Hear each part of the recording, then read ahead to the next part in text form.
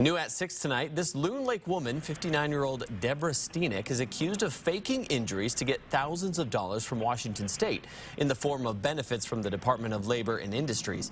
Investigators say Steeneck claimed injuries to her ribs and hips were sidelining her from work, so she was getting compensation checks until one of her clients turned her in. It's definitely not the first time L&I has run into something like this. Investigators look to an estimated 3,000 fraud claims every year. Our Taylor Graham breaks down the numbers in this 4 News Now exclusive. Taylor.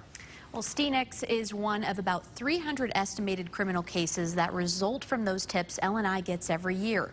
The department's chief of investigations here in Washington says just one case is too many. We can't look through windows and doors. We can't, we can't, crawl into somebody's backyard and watch them. But videos and tips like this can make all the difference in L&I fraud investigations. So those are great because we have a witness we can talk to, help us, figure out the pattern. So we're working from pretty warm information with those. Taken in her client's yard in 2015, L&I investigators say this video goes against claims Deborah Steeneck made to the department over the years, saying shoulder, spine, and rib injuries sidelined her from working.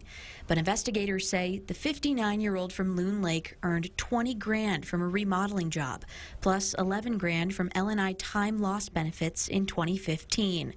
Paperwork errors plus a tip from her former client made investigators take a second look. It ruins the integrity of the program. It causes the rates to go up for good paying ratepayers. Investigations Chief Randy Littlefield says it's hard to estimate just how much has been defrauded from the department, but his 47 investigators typically look into about 3,000 tips statewide each year. About 10% of those, he says, end up being criminal. There's more than we would like, that's for darn sure.